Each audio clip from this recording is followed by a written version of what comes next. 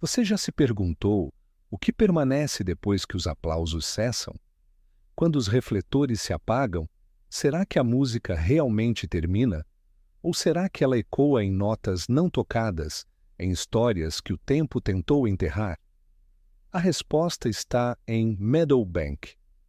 Não em suas colinas verdes ou na fachada elegante de sua sala de concertos, mas nas entrelinhas de uma partitura antiga, na sombra de um violino abandonado e nos olhos de quem sobreviveu para ouvir uma última canção.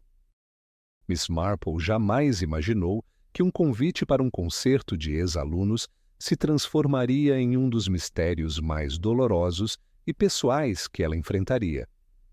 Tudo começou com uma carta, simples, escrita à mão com uma caligrafia ligeiramente trêmula. Era de Lady Agatha Westfield, uma amiga dos tempos de escola. A missiva a convidava para uma celebração especial, um reencontro de músicos veteranos que haviam se apresentado durante a Segunda Guerra Mundial. Um evento nostálgico, uma homenagem àqueles que mantiveram a esperança viva com música em tempos sombrios. Mas, como tudo na vida de Miss Marple, o aparente sempre escondia algo mais profundo. A chegada a Hampshire trouxe lembranças adormecidas e uma sensação estranha de inquietude.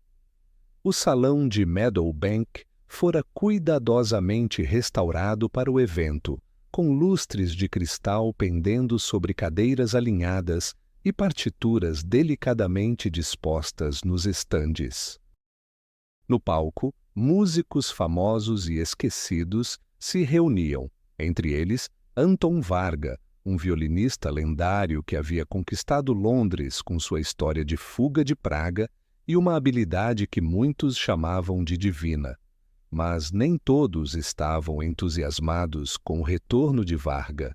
Alguns colegas o olhavam com reverência silenciosa, outros com desconfiança velada. Maurice Hoffman, um violoncelista rígido e preciso, parecia carregar décadas de palavras não ditas. Beatrice Shaw, violista de semblante sereno, evitava olhá-lo nos olhos. E uma mulher ruiva, aparentemente uma simples servidora, mantinha-se nas sombras, com um olhar que falava mais do que qualquer melodia executada naquela noite. Miss Marple notou todos esses detalhes com a mesma precisão com que podava suas rosas em St. Mary Mead. Ela sabia que os pequenos gestos diziam mais do que discursos formais. E foi durante os ensaios entre olhares desviados e silêncios prolongados que percebeu. Ali havia uma história não contada, um segredo encoberto pelo tempo, um motivo. A tensão atingiu seu ápice na noite da apresentação. Após um discurso emocionado, Anton Varga ergueu uma taça de champanhe em homenagem aos colegas perdidos. E então, caiu. O som do vidro se estilhaçando ecoou mais alto do que qualquer nota musical naquela sala. O brilho desapareceu de seus olhos antes que o médico pudesse alcançá-lo. E com ele, parte de uma verdade que ele jamais confessaria. Veneno. Foi essa a conclusão do legista. Cianeto no champanhe. Não havia erro. E havia uma nota, ameaçadora, anônima, encontrada em seu camarim no dia anterior. A celebração de sobrevivência se transformou repentinamente em um palco de morte. Miss Marple não se abalou. Não com o crime em si, ela já havia visto o pior da natureza humana.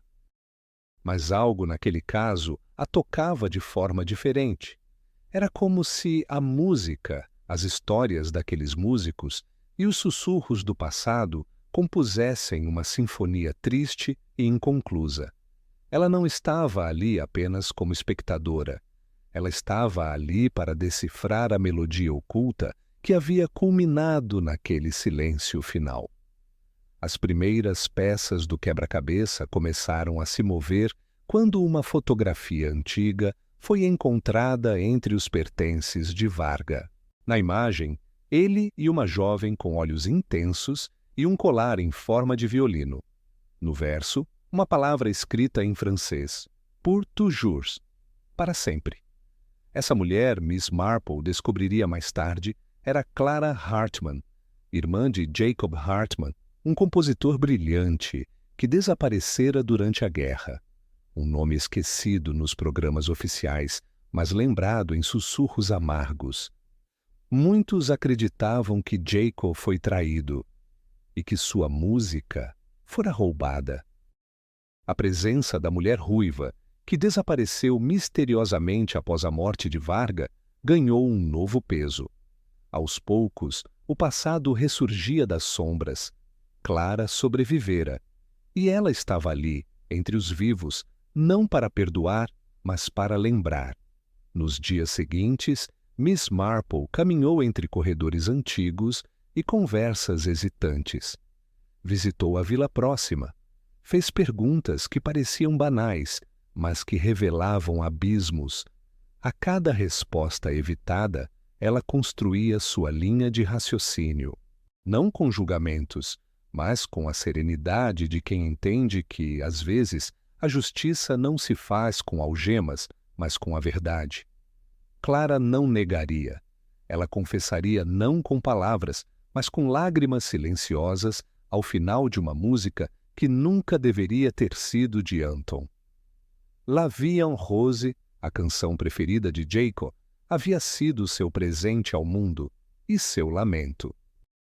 E assim, entre notas silenciadas, mágoas enraizadas e a coragem de enfrentar o passado, Miss Marple desvendaria mais do que um assassinato.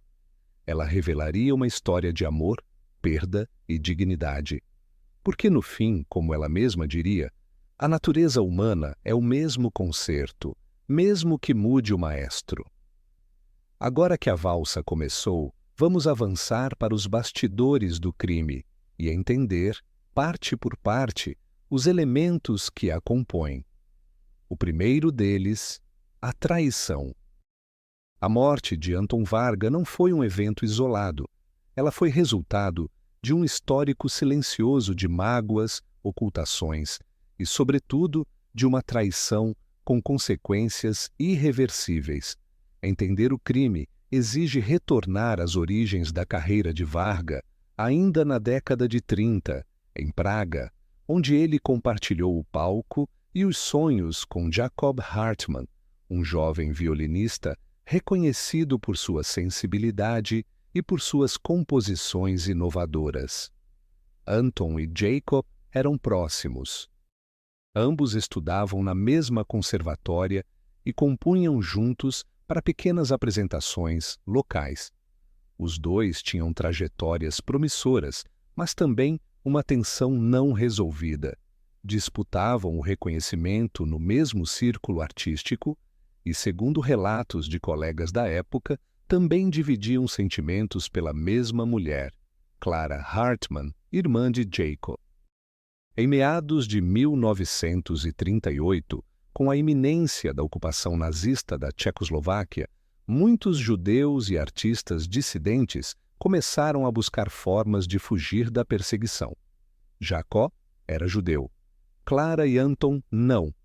Informações históricas indicam que a repressão intensificou-se a partir de março de 1939, quando tropas alemãs ocuparam Praga e muitos músicos passaram a viver na clandestinidade ou a buscar vistos de saída com urgência.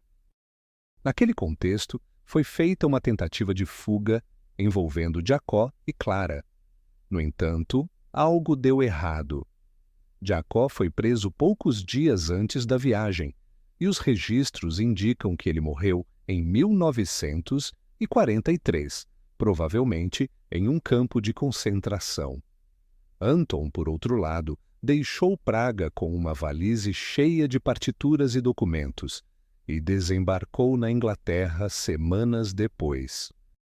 Não há provas diretas, mas a suspeita de que Anton denunciou Jacob em troca de uma saída segura sempre esteve presente entre os sobreviventes da orquestra da época.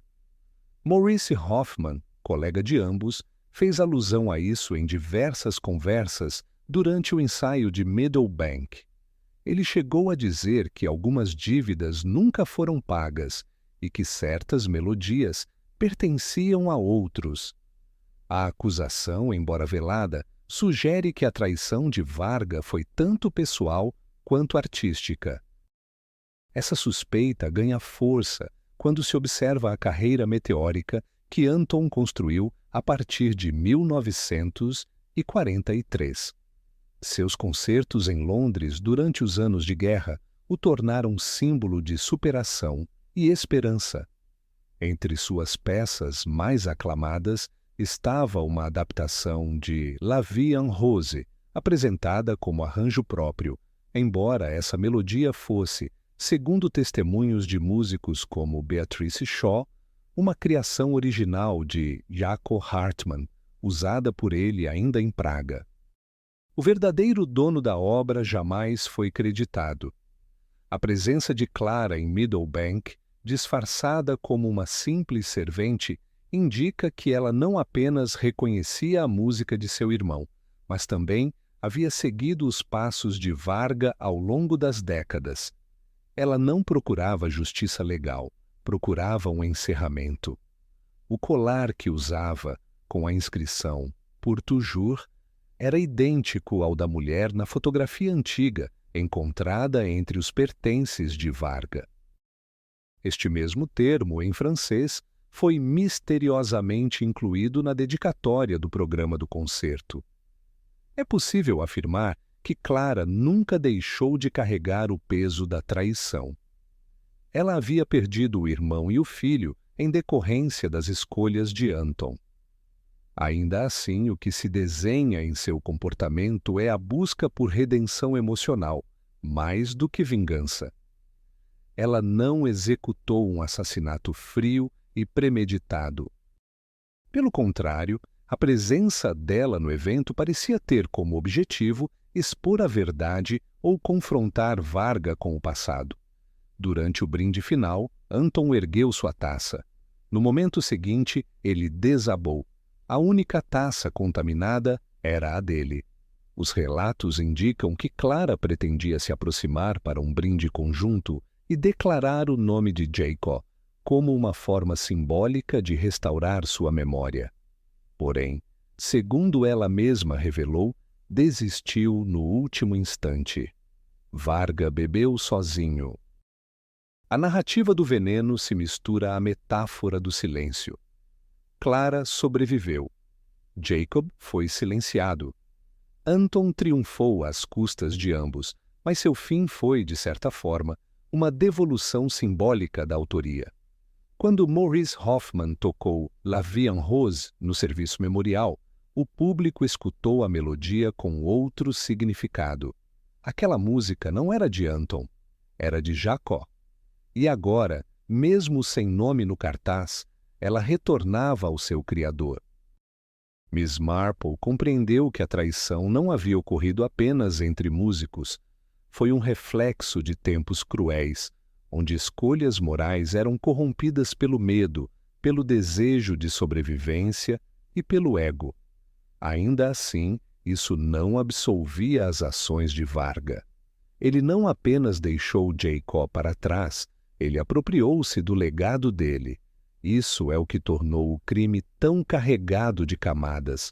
Não foi apenas um homicídio, foi um acerto de contas com o esquecimento. A redenção não veio com a prisão de Clara, mas com o reconhecimento tácito da verdade. Ao não fugir, ela selou o fim de sua busca. Anton, mesmo morto, teve seu nome arranhado. Jacob, mesmo esquecido por décadas, teve sua música ouvida por corações atentos.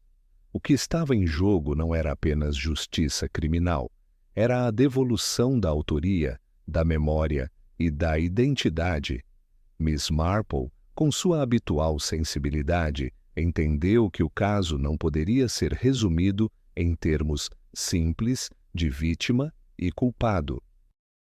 Ela viu pessoas esmagadas pelo tempo, moldadas por decisões tomadas sob extrema pressão. A traição de Anton foi real, mas também foi um retrato da guerra. A redenção de Clara, embora tardia e incompleta, devolveu voz a quem nunca teve chance de falar. A música, nesse contexto, não foi apenas trilha sonora. Foi prova, foi lembrança, foi reparação. Na parte seguinte, avançaremos para compreender como o peso do passado influenciou não apenas a vida dos envolvidos, mas também moldou os desdobramentos do caso. O passado, como Miss Marple bem sabia, jamais permanece enterrado. As marcas do passado nem sempre são visíveis à primeira vista. Algumas não sangram nem gritam, mas moldam cada gesto, cada silêncio, cada escolha. No caso ocorrido em Meadowbank, as feridas não estavam apenas nos corações de quem sobreviveu à guerra. Elas estavam nas ausências, nos olhares evitados, nas partituras sem assinatura. Eram cicatrizes que o tempo não apagou, apenas disfarçou.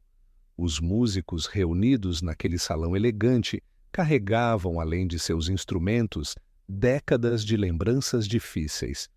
A maioria deles havia vivido os horrores da Segunda Guerra Mundial em diferentes níveis: perseguições, exílios, perdas familiares, rupturas de identidade. O reencontro promovido em Meadowbank pretendia ser uma homenagem à resistência cultural. Mas, sob a aparência de celebração, havia uma verdade incômoda. O tempo não havia curado tudo. Anton Varga, embora reverenciado como sobrevivente e ícone artístico, representava para muitos um capítulo que jamais se encerrou. Seu sucesso não era apenas resultado de talento, mas também do desaparecimento conveniente de certas testemunhas. Quando ele chegou à Inglaterra em 1943, vindo de uma Europa devastada, encontrou espaço e fama imediata. Foi recebido como herói cultural, um símbolo de esperança. No entanto, esse prestígio foi edificado sobre omissões. As pessoas celebravam a beleza de suas interpretações, mas não questionavam a origem de algumas composições. A ausência de Jacob Hartmann, cuja morte trágica havia sido pouco comentada, criou uma espécie de vácuo na história oficial da música daquele período. Muitos sabiam da ligação entre os dois, mas preferiram manter o silêncio. Afinal, naquele contexto, lembrar podia significar reabrir feridas ou desafiar versões convenientes.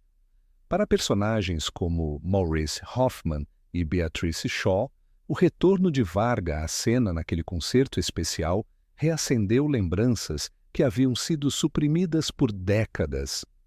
Maurice, em especial, demonstrava desconforto evidente. Seu comportamento durante os ensaios era contido, mas carregado de tensão. Quando falava sobre o passado, usava palavras cuidadosas, como se temesse romper uma barragem emocional. A omissão também fazia parte da dor. Muitos dos presentes em Meadowbank conheciam o nome Hartmann. Sabiam das composições que antes circulavam apenas nos recitais pequenos em Praga. Sabiam que Varga não tinha criado tudo o que assinava. Mas o passar dos anos os empurrou para o conformismo. Talvez por medo, talvez por cansaço, deixaram que o tempo empilhasse camadas de esquecimento sobre uma injustiça não resolvida. Miss Marple entendeu rapidamente que o que estava em jogo não era apenas um assassinato. Era uma disputa simbólica entre lembrança e esquecimento. O colapso de Varga no meio da comemoração foi o estopim de algo que se formava há muito tempo. Sua morte não foi apenas o fim de um homem.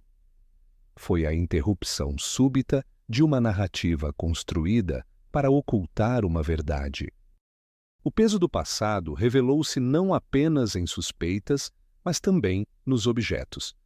A fotografia guardada por Varga, mostrando ele ao lado de Clara Hartmann em tempos felizes, mostrava que nem mesmo ele conseguiu apagar totalmente a memória de seus atos.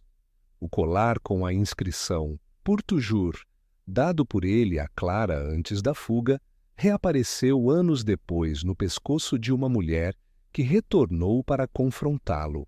Mas o que torna esse caso ainda mais delicado é que o passado não afetou apenas os diretamente envolvidos.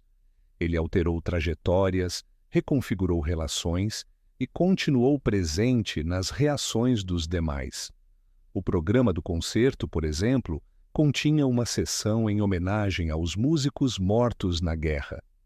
O nome de Jacob Hartmann estava lá, discretamente, sem foto, sem destaque, com a única informação: violino, Praga, 1943.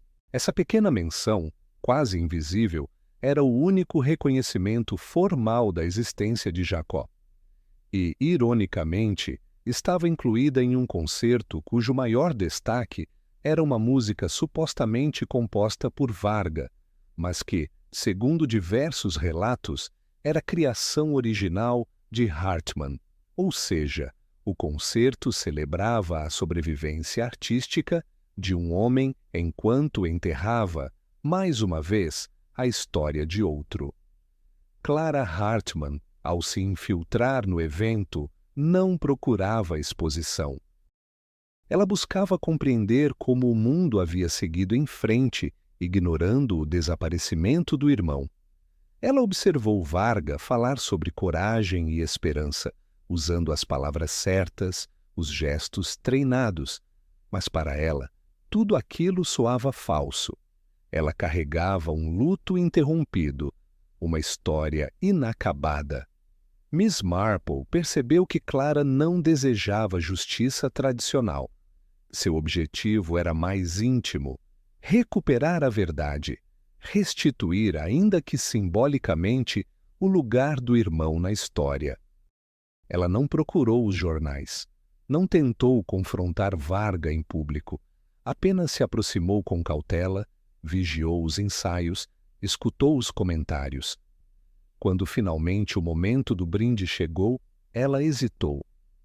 O veneno na taça foi resultado de um impulso que vinha sendo cultivado por quase 4 décadas. O passado tem essa característica: ele não desaparece, apenas se disfarça, e quando encontra o contexto propício, volta com toda a sua força. Clara não era uma criminosa comum. Era uma mulher que havia perdido tudo e vivido com o silêncio como companhia. O reencontro com Varga não foi planejado como um ato final, mas como uma tentativa de recomeço, um que, tragicamente, terminou com uma morte. Miss Marple, ao refletir sobre o caso, entendeu que algumas histórias não são resolvidas nos tribunais. Algumas se desdobram em camadas emocionais, onde a justiça é menos sobre condenação e mais sobre compreensão. O passado, nesse cenário, foi o verdadeiro personagem oculto. Ele ligava todos os envolvidos, influenciava decisões, moldava atitudes. A música em si também carregava o peso do tempo. Quando Maurice Hoffman executou La Vie en Rose no serviço memorial, não foi apenas uma apresentação. Foi uma espécie de restituição. A canção deixou de ser símbolo do triunfo de Varga e passou a ser lembrança de Jacó. Aquela melodia que por tanto tempo pertenceu à narrativa errada, finalmente encontrou seu verdadeiro contexto. O passado, portanto, não havia sido esquecido. Ele apenas esperava o momento certo para ser ouvido. Na próxima parte, exploraremos como a música, enquanto linguagem emocional e memória coletiva, serviu de elo entre vítimas, testemunhas e culpados, tornando-se um legado vivo, mas também um lembrete constante do que foi perdido. A música, quando atravessa o tempo, não é apenas arte, torna-se memória. Carrega lembranças, sensações e fragmentos de vidas interrompidas. Em Meadowbank, o que deveria ter sido uma comemoração de sobrevivência e talento acabou por expor como melodias podem esconder verdades e guardar histórias não resolvidas. Durante os preparativos para o concerto, Miss Marple percebeu rapidamente que a música tinha uma função que ia além da estética. Era a ponte entre o presente e um passado que muitos tentavam ignorar. Cada composição executada carregava a sombra de experiências vividas durante os anos mais sombrios do século passado. Ao observar os músicos reunidos, ficou evidente que, para alguns, tocar não era apenas um ato técnico, era quase uma forma de luto. Entre todas as obras escolhidas para a apresentação, La Vie en Rose ocupava um lugar especial. Era considerada por muitos a peça mais emocional do repertório. Ela havia sido incluída como um símbolo de resistência e esperança durante os tempos de guerra. Mas, como Miss Marple descobriu, a história por trás de sua inclusão era mais complexa e pessoal. A peça fora acreditada oficialmente a Anton Varga, cujo nome constava com destaque tanto no programa do evento quanto nos registros históricos da época. No entanto, a investigação revelou que a origem verdadeira daquela melodia estava nas mãos de Jacob Hartmann, um músico que desaparecera tragicamente em 1943, sem deixar qualquer legado reconhecido. Esse detalhe não era apenas uma curiosidade biográfica, representava o apagamento de uma identidade. Jacob, além de ser autor da composição, era um jovem com forte sensibilidade musical, cuja obra nunca teve a chance de alcançar o público. O fato de sua criação ter sido apropriada por outra pessoa e celebrada sob outro nome durante décadas é o exemplo mais evidente de como a música pode ser usada tanto para honrar quanto para esconder. Durante a apresentação, observando os músicos no palco, Miss Marple notou que alguns deles carregavam expressões de contenção, especialmente Maurice Hoffman. Embora tocasse com habilidade, seus gestos eram carregados de emoção reprimida. A conexão com as notas parecia mais profunda do que técnica, era pessoal. O mesmo se percebia em Beatrice Shaw, que mantinha um olhar fixo no chão enquanto Varga discursava sobre o poder da arte em tempos difíceis. Havia também uma mulher ruiva entre os organizadores do evento, cuja presença discreta escondia um envolvimento mais profundo. Essa mulher, depois identificada como Clara Hartmann, irmã de Jacob, havia se infiltrado na equipe de apoio com o objetivo de testemunhar o concerto e confrontar em silêncio o homem que ela acreditava ter traído seu irmão. Para Clara, ouvir La Vie en Rose em um palco grandioso, executada sob o nome de Varga, era como assistir à segunda morte de Jacó. A presença dessa peça no programa tinha um efeito ambíguo. Para o público geral, era uma celebração da beleza. Para os músicos que conheciam a verdade, era um lembrete doloroso. E para Clara, era a prova viva da injustiça. Quando Varga, durante o brinde, declarou que aquela melodia sempre tivera um lugar especial em seu repertório, Hoffman não conteve um comentário amargo. Como teve para Jacob? A frase ressoou como um eco que muitos preferiram ignorar. A memória de Jacob estava presente não apenas na composição, mas também nos objetos ligados a ele. O colar usado por Clara, com a inscrição Pour toujours, remetia diretamente ao vínculo entre ela e o irmão. A mesma expressão apareceu, curiosamente, no programa do concerto, na parte dedicada aos músicos falecidos. Esse pequeno detalhe linguístico indicava que Clara havia contribuído para a produção do material, de forma sutil, mas significativa. Essas ações mostram como a música pode ser também um veículo de resistência. Mesmo sem falar, Clara restaurou a presença do irmão no evento.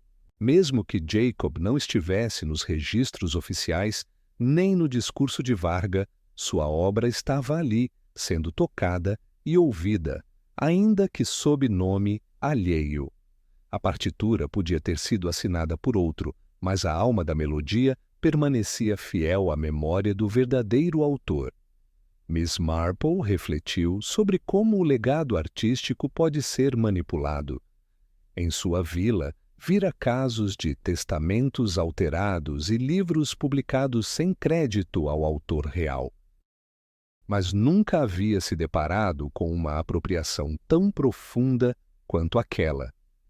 A melodia, que deveria ter sido um tributo à dor e à beleza de Jacó, havia sido transformada em um símbolo da carreira de Varga, apagando a origem real. Ao final do concerto, após a morte de Varga, uma nova oportunidade surgiu. O serviço memorial realizado dias depois trouxe uma reinterpretação dos fatos. Pela primeira vez, La Vie en Rose foi tocada por Maurice Hoffman em tom solene, não como uma homenagem a Anton, mas como um reconhecimento implícito da verdade. A ausência de discursos foi significativa. A música falou sozinha, e dessa vez sua mensagem era clara. O silêncio de Clara na cerimônia também foi eloquente.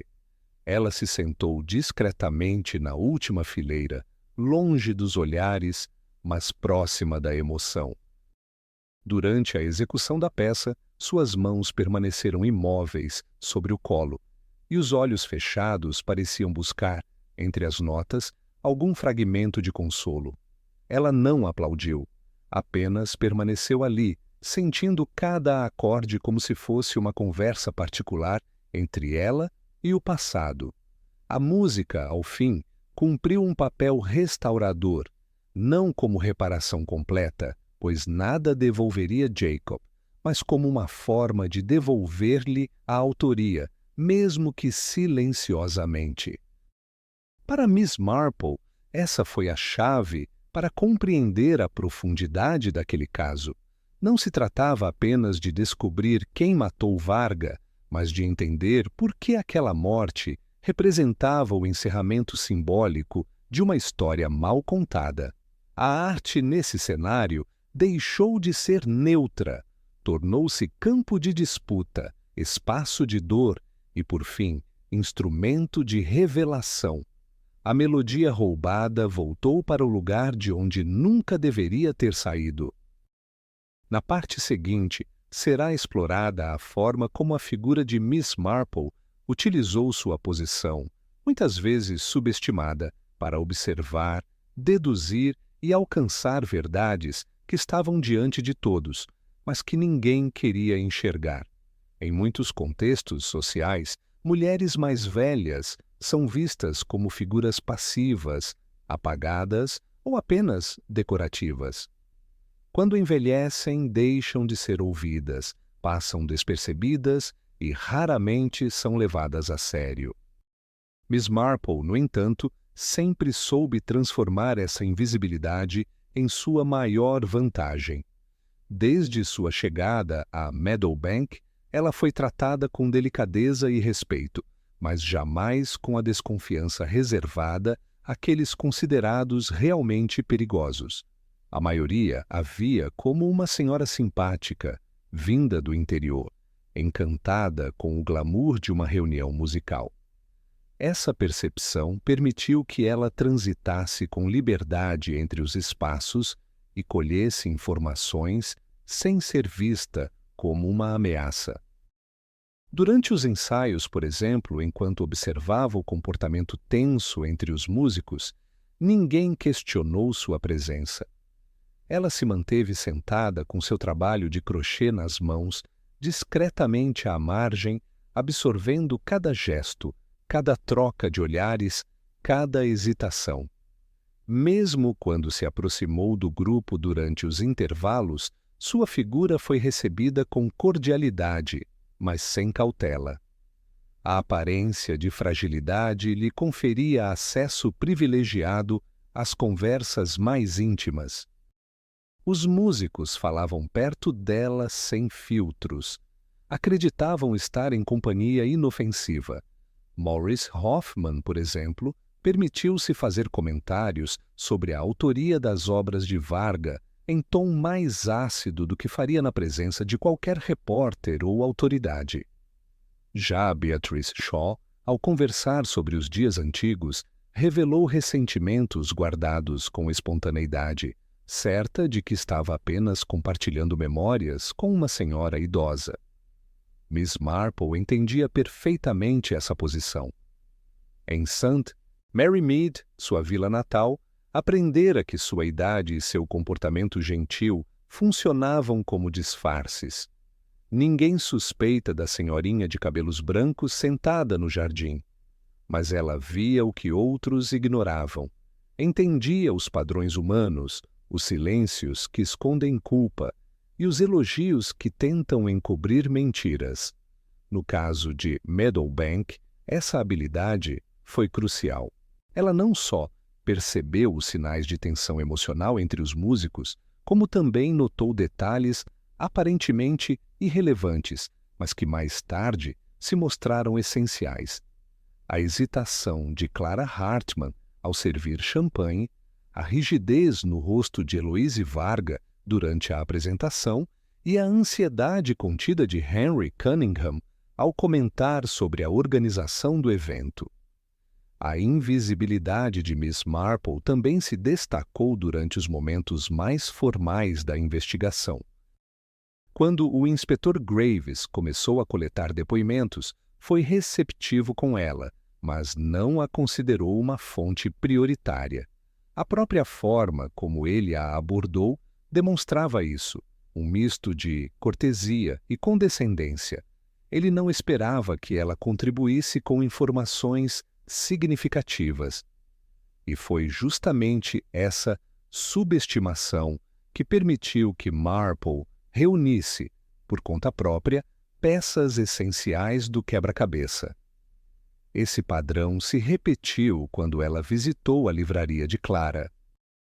A conversa entre as duas foi marcada por insinuações e observações indiretas.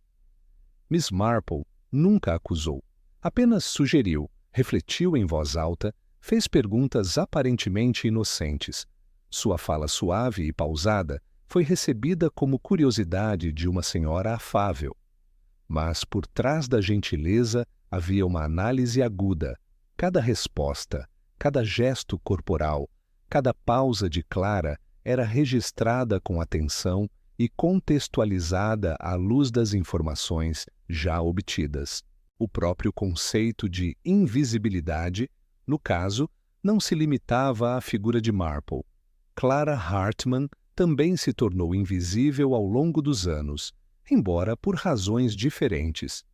Como mulher sobrevivente da guerra, despojada de seu irmão e da possibilidade de seguir carreira, ela assumiu um papel silencioso, recuado, à margem da sociedade.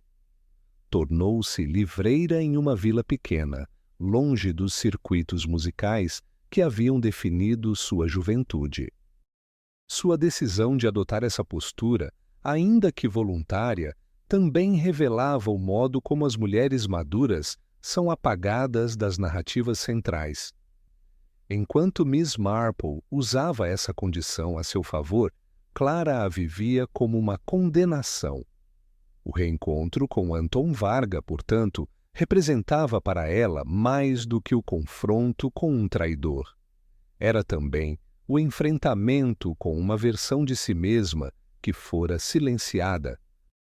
Sua tentativa de recuperar o protagonismo, ainda que de forma ambígua, não era apenas vingança, mas um grito contra anos de esquecimento. A figura de Heloise Varga, por sua vez, adicionava outra camada à discussão. Jovem, elegante e visivelmente deslocada no meio dos músicos veteranos, sua presença contrastava com a das mulheres mais velhas, mas sua juventude não lhe conferia poder. Durante os interrogatórios, ela foi tratada com suspeita, e sua reação, ensaiada e fria, acabou por levantar mais dúvidas. O que se via, portanto, era um jogo de aparências. Ser vista não significava necessariamente ter voz. A Sra. Marple, ao contrário, transformava a ausência de protagonismo em ferramenta investigativa. Sua paciência, sua escuta atenta e sua memória afiada eram seus principais recursos. Ao conectar pistas com base em comportamentos sutis, ela desmontava as certezas dos demais e o fazia sem levantar suspeitas, sem confrontos diretos, sem chamar atenção. Essa capacidade é rara. Poucos entendem que a verdadeira percepção não depende de autoridade formal, mas da habilidade de observar os detalhes ignorados pelos outros. Miss Marple sabia que a chave de todo crime está nos comportamentos humanos. Mais do que provas materiais, são os padrões emocionais que revelam a verdade. No final do caso, quando Clara foi confrontada, foi justamente a Sra. Marple quem obteve a confissão. Não por ameaça ou força, mas por empatia. Clara não confessou à polícia. Ela desabafou com alguém que, à sua maneira, também conhecia o que é ser subestimada, ignorada e desacreditada. O entendimento entre as duas não era de cumplicidade, mas de reconhecimento. Ambas haviam sido deixadas à margem por longos períodos. Mas enquanto uma permaneceu à sombra, a outra aprendeu a usar essa posição como estratégia.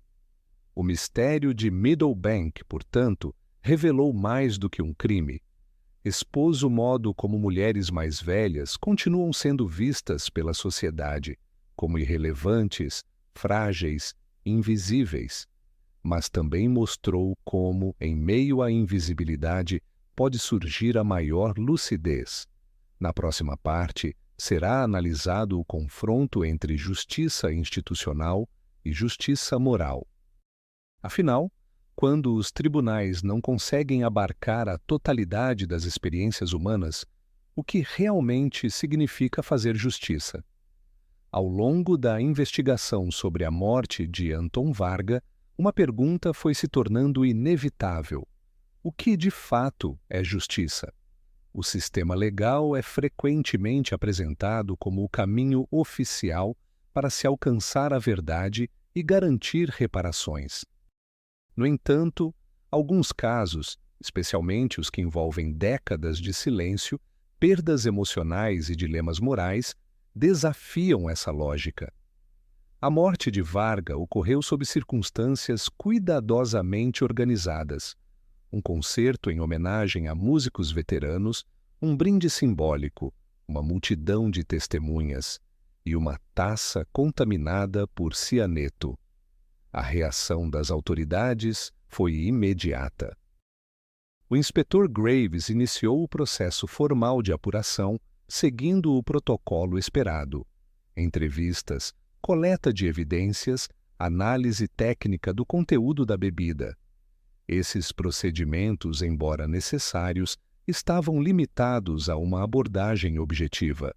As perguntas feitas pelos investigadores procuravam identificar um culpado, estabelecer uma linha temporal clara e atribuir responsabilidade penal.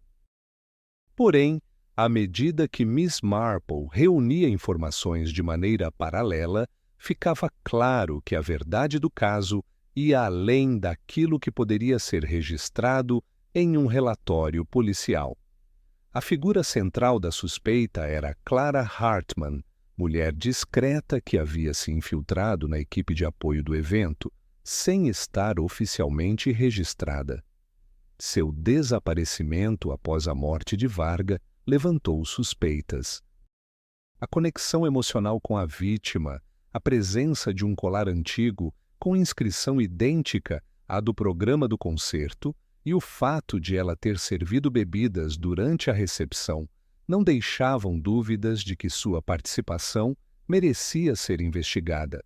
Contudo, o que o inquérito legal não alcançava era a profundidade das motivações por trás de suas ações. Clara não era uma criminosa comum. Era sobrevivente de uma sequência de tragédias, a perda do irmão, a suposta traição do homem que amava, a invisibilidade forçada por anos. Ela não buscava dinheiro, poder ou fama. Não tinha antecedentes. Não fugiu para se esconder, mas sim para não reviver a dor diante de um sistema que, ela sabia, não compreenderia seu gesto.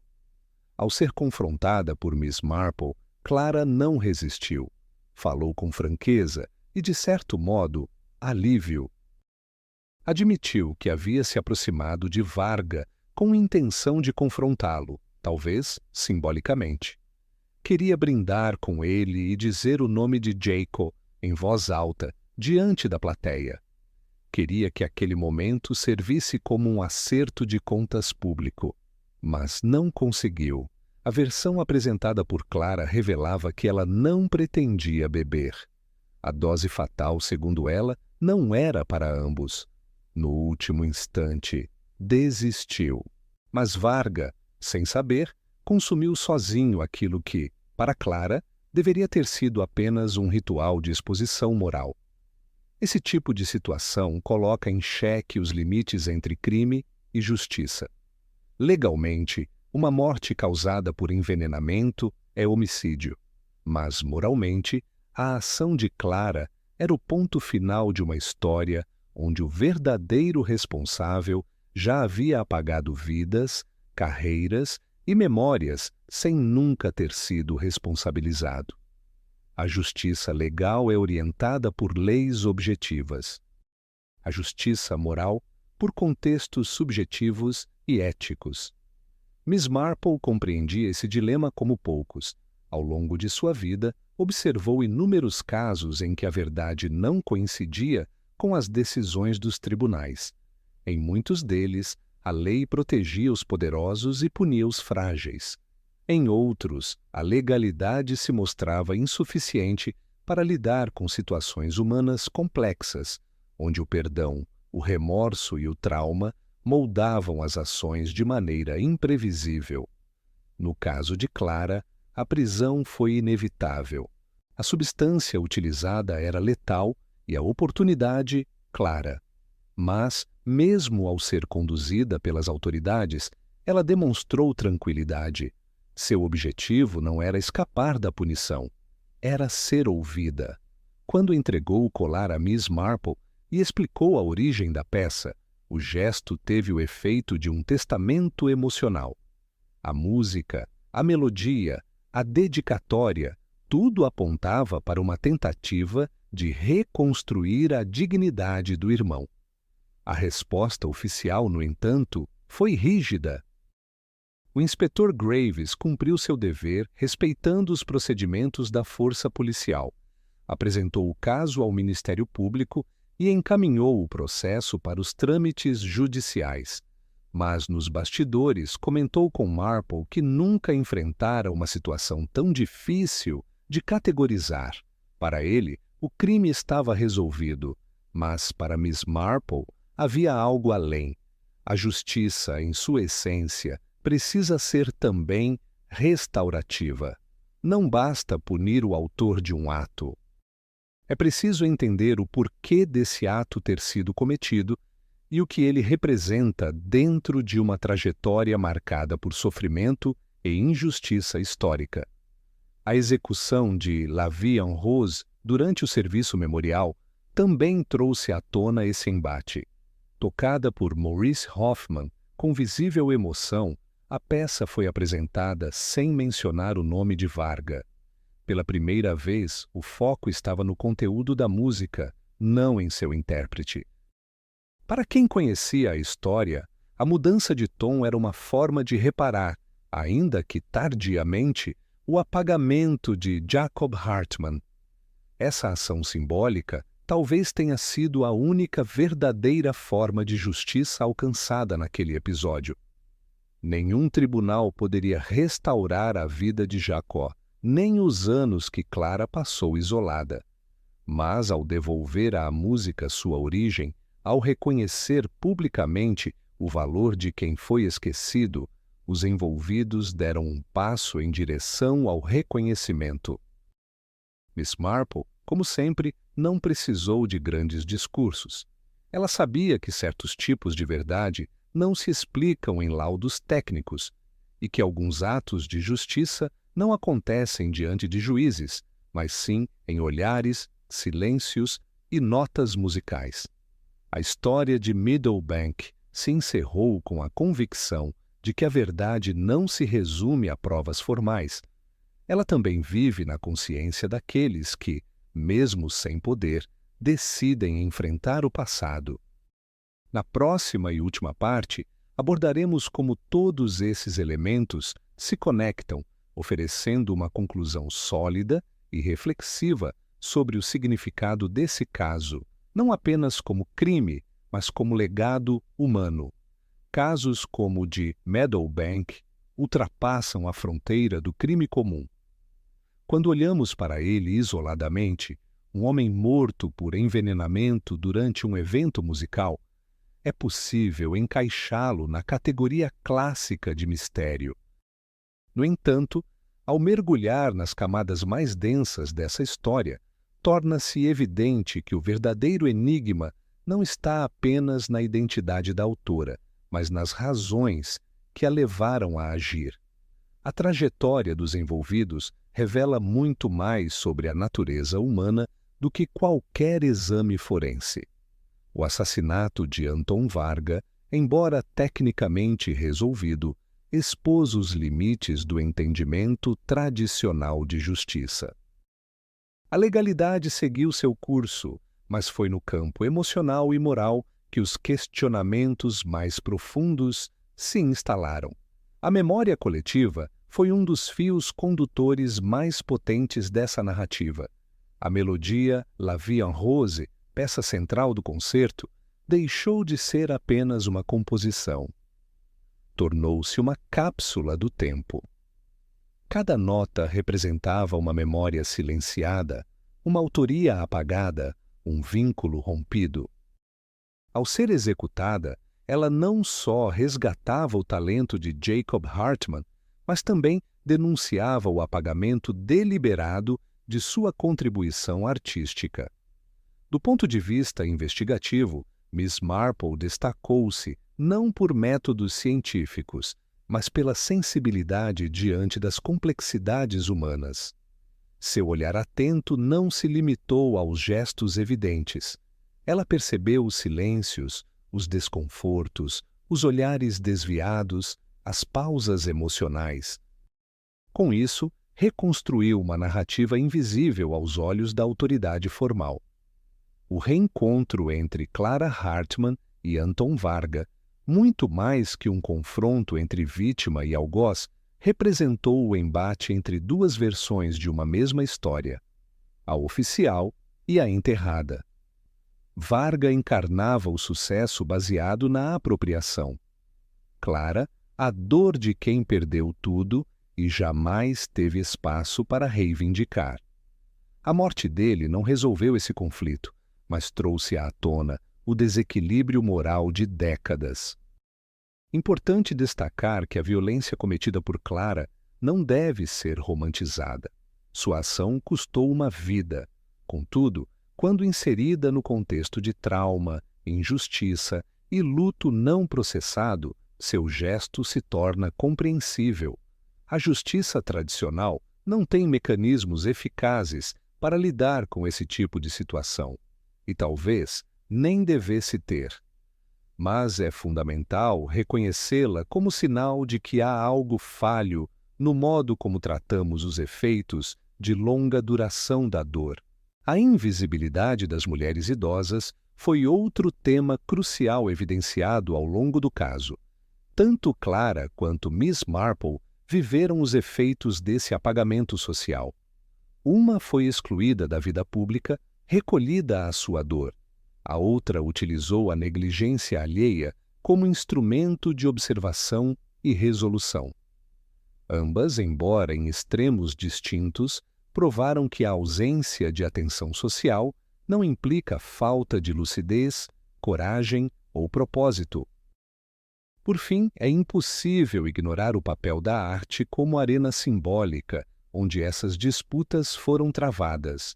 A música, que em outras circunstâncias seria um espaço neutro de celebração, tornou-se um campo de batalha silencioso. O palco de Meadowbank, iluminado para emocionar plateias, também revelou verdades que o tempo tentou esconder. A peça, tocada como homenagem, terminou como denúncia. A partitura adulterada ganhou nova leitura. A história escrita sob uma narrativa falsa foi finalmente confrontada. Em termos narrativos, o caso de Meadowbank se sustenta por múltiplas camadas. A trama policial funciona como superfície. Um homem morre, uma suspeita é identificada, um desfecho é alcançado. Mas o verdadeiro valor da história está no que pulsa por baixo dessa superfície. As mágoas veladas, os silêncios cúmplices, os valores corrompidos, a justiça não atendida. Miss Marple, com sua presença aparentemente discreta, conduziu o leitor e os envolvidos por esse labirinto moral. Ela não agiu com arrogância nem com pressa. Observou, escutou, analisou e, quando necessário, falou. Sua intervenção não foi para apontar dedos, mas para lançar luz. E essa luz não revelou apenas um culpado, mas um sistema inteiro de omissões, concessões e silêncios. O desfecho do caso não trouxe alívio total. Anton Varga não teve julgamento. Jacob Hartmann não recuperou sua autoria de forma oficial. Clara enfrentou a consequência de seu ato, mas não recebeu o reconhecimento por tudo que perdeu. O concerto foi encerrado com pesar, e a memória da noite ficou dividida entre o aplauso e a tragédia. Contudo, algo mudou. Pela primeira vez, as pessoas que estavam ali ouviram a verdade por meio da música, dos gestos e dos silêncios. A plateia, mesmo sem compreender todos os detalhes, sentiu que algo havia sido revelado. E esse sentimento de desconforto, de dúvida, de reflexão, é o que distingue uma história comum de uma que permanece. Narrativas como a de Meadowbank permanecem porque nos forçam a encarar nossas próprias escolhas. O que fazemos com o passado? Como reagimos diante da injustiça? Até onde estamos dispostos a ir para corrigir o que foi distorcido? Nem sempre há respostas, mas há histórias, e histórias, quando bem contadas, têm o poder de nos transformar. E assim, mais um mistério foi desvendado. Mas quantos outros ainda esperam por respostas? Se gosta desse tipo de investigação, inscreva-se no canal e ative as notificações para não perder os próximos casos. Quer apoiar o canal? Deixe um super obrigado e ajude a trazer mais mistérios intrigantes. Nos vemos na próxima investigação.